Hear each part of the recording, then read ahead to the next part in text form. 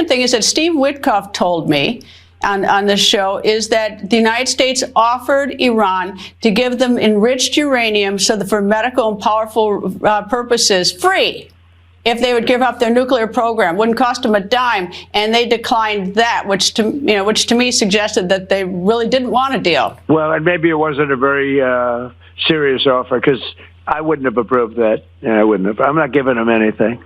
I wouldn't have approved that. They're going to either have a nuclear weapon or they're not. And if they're not, they're in big trouble. Big.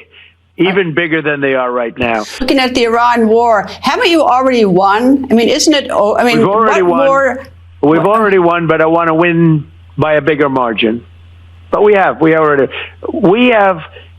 destroyed their Navy, destroyed their Air Force, destroyed all of their, if you look at their anti-aircraft equipment, their radar equipment, their leadership is destroyed.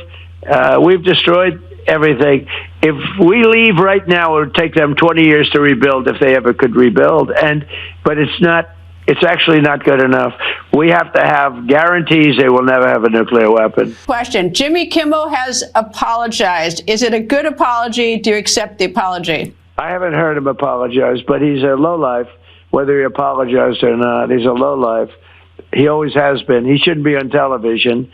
I don't know how a guy can be on television where the network gets free airwaves from the United States government and spend 100% of his time knocking Republicans and conservatives and Trump, 100% of his time. It's not supposed to work that way, equal time provisions, et cetera, not supposed to work that way. Something has changed, not just in tone, not just in rhetoric, not just in the way the press is covering it. Something has fundamentally, irreversibly shifted in the story of Donald Trump's second presidency. We have watched this man walk through political fire for the better part of a decade. We have watched him survive impeachments, criminal indictments, a literal assassination attempt, and an avalanche of legal battles that would have buried any other political figure 10 times over. His base has called him indestructible, his opponents have called him unkillable, and for a long time, watching from every corner of the world, it genuinely looked like both sides might be right. But this is different. What is happening in Washington right now, in the spring of 2026, is not another news cycle. This is not another Tuesday headline to be forgotten by Friday. The walls, legal, financial, institutional, and personal, have not just closed in around Donald Trump. They have, one by one, begun to collapse on top of him. And for the first time in a very long time, the man who built a political identity out of never backing down, never surrendering, never admitting weakness, has been forced to cry uncle. Sources close to the situation describe a White House operating in a state of total desperation. The invincibility, the aura, the carefully constructed mythology of an untouchable president, it has finally cracked. This is the breaking point the world has been watching for. And today we are going to show you exactly how it happened, what it means, and why this moment is unlike anything we have covered on this channel before. To understand how we got here, you have to go back to February 20th, 2026, because that is the date that will be written about in history books as the moment the ground shifted beneath Donald Trump's feet. On that morning, the United States Supreme Court, in a 6-3 decision, ruled that the International Emergency Economic Powers Act, the legal authority Trump had wielded like a battering ram to impose his sweeping global tariffs, did not, and never did, authorize the president to impose tariffs. Chief Justice John Roberts, writing for the majority, went back to the most basic constitutional bedrock.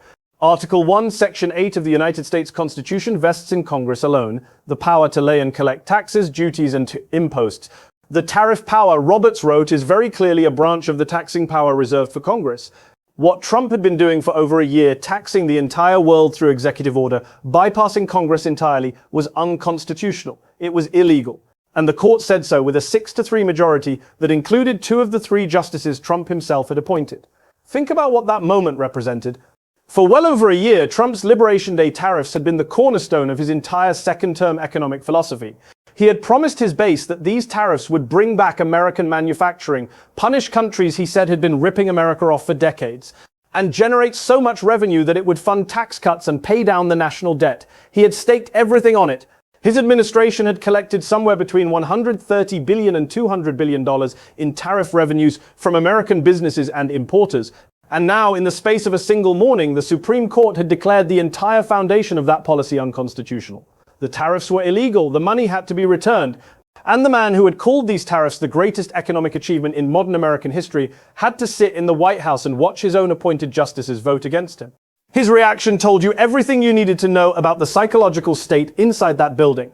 That same evening, Trump went on to Truth Social and singled out Supreme Court Justices Neil Gorsuch and Amy Coney Barrett by name, two people he had appointed himself against enormous political opposition, and attacked them publicly and personally. He accused them of betrayal. He accused Chief Justice Roberts of leading what he called the effort to allow foreign countries to continue ripping America off. The language was raw, furious, and desperate.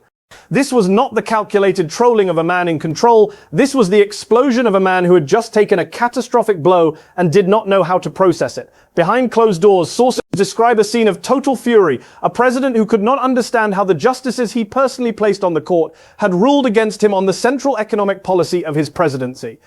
Within hours of the ruling, the administration scrambled. Trump immediately imposed a new 10% global tariff under Section 122 of the Trade Act of 1974, trying to paper over the legal wound as quickly as possible. He then announced his intention to raise that to 15%. But even that desperate patch job had a structural limit built right into the law. Section 122 tariffs can only last 150 days before Congress must vote to extend them. The man who had spent over a year building his economic policy on tariff supremacy was now operating with a legal band-aid that had an expiration date printed right on it. The $130 to $200 billion collected under the illegal tariffs was now the subject of potential refund orders that could send shockwaves through the federal budget. And American businesses that had paid those tariffs were being told the government had taken their money unlawfully. Rick Waldenberg, a small business owner who had spent more than $10 million on these tariffs in 2025 alone, said it plainly: the government knew exactly what it took, when, and how much, and it had to send it back. The economic damage on the ground was already devastating, independent of the legal drama. According to the Tax Foundation, the Trump tariffs had amounted to the largest tax increase as a percentage of the American economy since 1993. In 2025, they represented an average increase of $1,000 per American household. Manufacturing, the sector these tariffs were specifically designed to protect and revitalize, was shedding jobs, down 88,000 year over year. Productivity in the manufacturing sector had collapsed in the final quarter of 2025. Real GDP growth came in at 2.1% for the year, lower than the 2.8% recorded in 2024. At a congressional hearing in April 2026, United States Trade Representative Jamieson Greer sat before lawmakers and insisted that Trump's trade policy was working. The data said exactly the opposite. And the people living inside that data, the workers, the business owners, the families budgeting at grocery store checkout lines, knew it. The average price of a gallon of gasoline in America as of late April 2026 was $4.17. That is up from under $3 before a war that Trump chose to enter. And that brings us to the second catastrophic wall that came crashing down, the Iran war. A conflict so economically damaging and strategically disastrous that it has become its own unprecedented chapter in the collapse of this presidency. Trump had escalated pressure on Iran through the early weeks of 2026. He issued deadlines. He posted language on Truth Social so extreme that one post warned in his own words that a whole civilization will die tonight, never to be brought back again. He set a specific deadline, April 8, 2026, at 8 o'clock in the evening Eastern Time, threatening to bomb all of Iran's power plants and bridges if Iran did not meet his demands.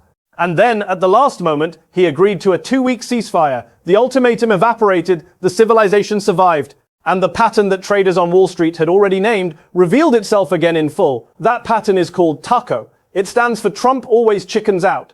The phrase had been popularized in May of 2025 during the Liberation Day tariff chaos, when Trump imposed massive tariffs, watched global markets convulse in horror, and paused them a week later. It was applied to his reversal on threatening to fire Federal Reserve Chair Jerome Powell. It was applied to his rollback on tariffs against China.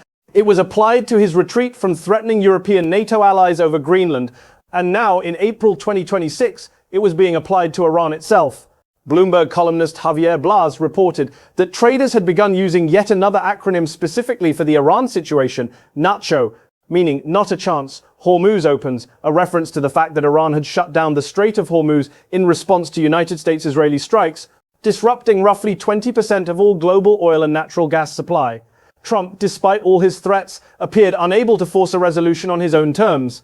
The ceasefire he announced was described by analysts as a face-saving exit from a confrontation he had initiated and then found he could not finish.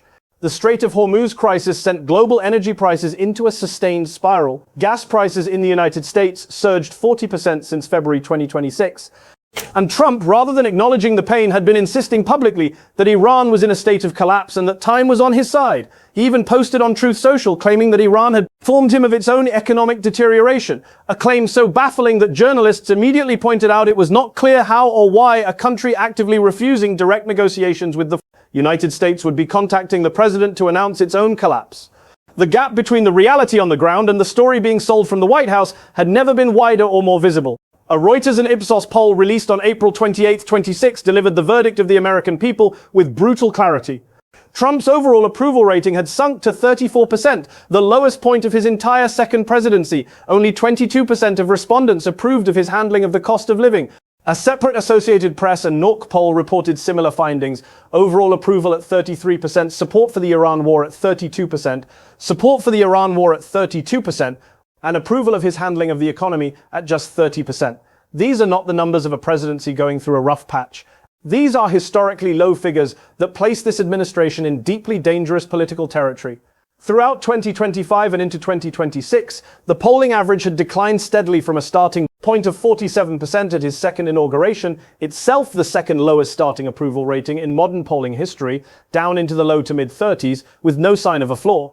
Many of you in the global feed community have been watching this trend for months and pointing out in our comments that the administrative chaos was reaching a tipping point. You were right. And the evidence is not just in the polling numbers. It is in the departures. It is in the empty desks. It is in the behind closed doors accounts of a White House that no longer feels like the nerve center of a confident, powerful executive operation. According to Brookings Institution research tracking senior White House staffing, Trump's so-called A-team turnover had reached 32% as of April 15, 2026. That figure is considerably higher than the 10% average turnover rate for other presidential first terms tracked going back to Ronald Reagan. 3 cabinet members had turned over: Homeland Security Secretary Kristi Noem, Attorney General Pam Bondi, and Labor Secretary Lori Chavez-Derrima all exited within roughly a 6-week window in the spring of 2026. Noem was forced out amid allegations of grifting, self-dealing, and a personal relationship with her top political lieutenant, Corey Lewandowski. Bondi was fired over what sources described as her mishandling of the politically explosive Epstein files and her failure to pursue the prosecutions Trump had personally expected her to deliver. Chavez-Derrima reportedly resigned amid charges of abuse of power and serious personal misconduct.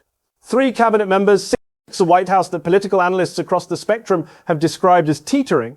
And the exodus was not limited to cabinet secretaries. White House Director of Cabinet Affairs Leah Barden, a powerful behind-the-scenes operator in the MAGA political machine, departed in April 2026 to join a Washington public affairs firm founded by former Deputy Chief of Staff Taylor Budowich, who had himself fled the administration the previous autumn. Budowich had been one of the key architects of Trump's public voice, running communications, cabinet affairs, and speechwriting. His departure was followed by others. Deputy Chief of Staff James Blair announced he would take a temporary leave of absence to run Trump's external political operation ahead of the 2026 midterms. The acknowledgement embedded in that announcement was extraordinary. The political team was leaving the White House itself to try to save the Republican Party from the consequences of being too closely associated with the building they were walking out of. Brookings scholars noted a deeply troubling pattern in how the administration was managing these vacancies. When National Security Advisor Mike Waltz departed, he was the official responsible for Signalgate, the scandal in which he accidentally added a journalist to a classified group chat where military strike plans were being actively discussed. Trump replaced him by simply assigning the role to Secretary of State Marco Rubio, who was already one of the most stretched and overextended figures in the entire administration. 8 months into what was described as a temporary arrangement, Rubio was still doing both jobs. This is not the behavior of a confident administration with deep talent reserves. This is the behavior of an operation that is running out of people willing to walk through the door. The Federal Reserve standoff added yet another layer of institutional pressure bearing down on the presidency. Trump had spent months publicly attacking Fed Chair Jerome Powell, demanding interest rate cuts and openly suggesting removal, a step that would have been legally unprecedented and that markets had already signaled they would punish severely. Powell, in his final press conference as chair on April 29, 2026, stated calmly that the administration's legal attacks had left him no choice but to stay on through his term. The Federal Reserve's vote to hold interest rates steady came with a historically unusual 8-4 split decision. Trump's nominee to replace Powell, Kevin Warsh, was moving through Senate confirmation, while the departing chair publicly expressed his faith in the core institutional values of the Fed, a quiet but pointed institutional rebuke to a president who had spent an entire year trying to bend American monetary policy to his personal will. The global implications of all of this are impossible to overstate, and this is the part of the story that viewers outside the United States cannot afford to treat as somebody else's problem.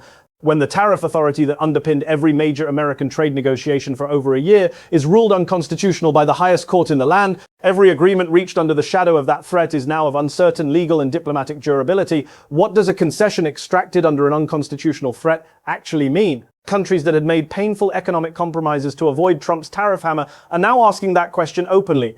The answer is deeply uncomfortable for American credibility on the world stage. When a president who ordered military strikes on Iran finds himself unable to reopen the Strait of Hormuz, unable to bring Tehran to a negotiating table, and unable to stop a 40% surge in domestic gasoline prices, while simultaneously claiming that Iran is collapsing and that time is on his side, the credibility of American threats in every other geopolitical theater is being quietly measured, assessed, and discounted. Beijing is watching. Moscow is watching.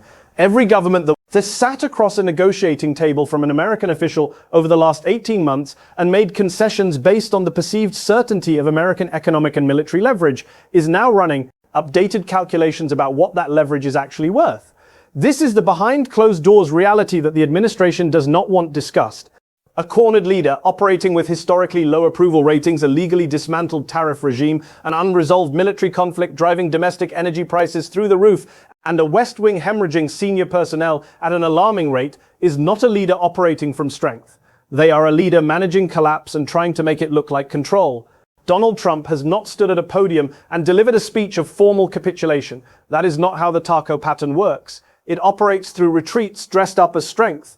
The tariff pause was announced as a brilliant negotiating masterstroke. The Iran ceasefire was framed as a decisive moment of presidential leadership. The cabinet purges were presented as necessary house cleaning of underperformers. In each case, the behavior that the broader world correctly recognized as a retreat was repackaged for domestic consumption as a triumph. But the economic data does not care about repackaging. The polling numbers do not respond to Truth Social posts.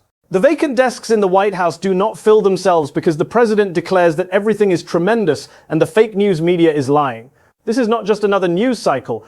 This is unprecedented. This is a fundamental shift in the trajectory of a presidency that once seemed immune to consequence. A 34% approval rating heading into the 2026 midterm election is a final warning to every Republican in a competitive congressional district about exactly how far they need to run from the White House to survive. The Supreme Court has spoken on the tariffs.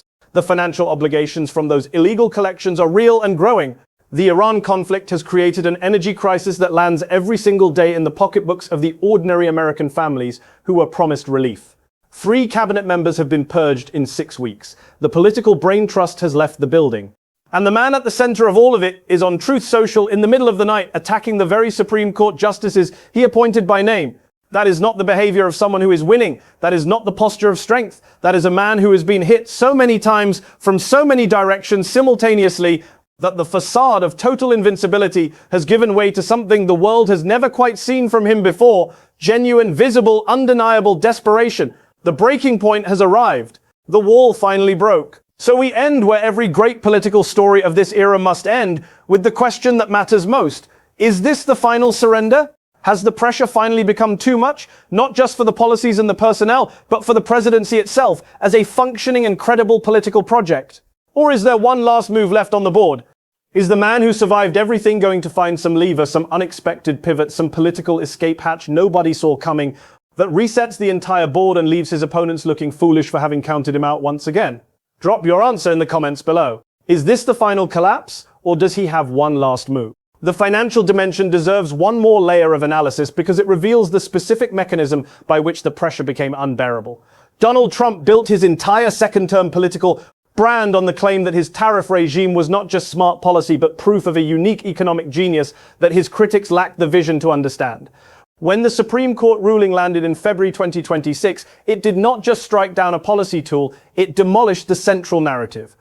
The $130 to $200 billion collected from American importers, businesses that had budgeted around those costs, that had restructured supply chains, that had passed some of those costs on to consumers and absorbed the rest, was now money taken unlawfully. the downstream effects of that ruling on federal revenue projections, on the trade deals being negotiated under the assumption of continued tariff leverage, and on the credibility of every economic promise this administration had made, was seismic. Companies like General Motors, which had spent $3.1 billion absorbing tariff costs in 2025, were now reassessing a landscape that looked nothing like what the administration had promised when the tariffs were fair. The breakdown was total.